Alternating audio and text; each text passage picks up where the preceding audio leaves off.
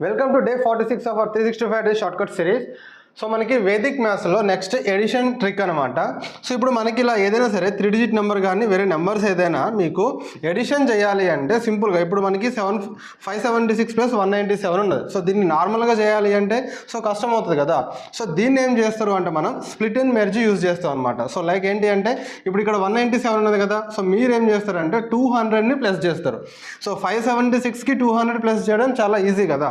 So 576 plus 200 ఏమవుతుంది మనకి 776 అవుతుంది. బట్ ఇక్కడ మనం ఒక 3 ఎక్స్ట్రా చేసినాం కదా. సో కాబట్టి -3 చేస్తాం అనమాట. ఓకేనా. సో ఇక్కడ 76లో నుంచి 3 మైనస్ చేసినాము అనుకోండి ఏమొస్తుంది 73.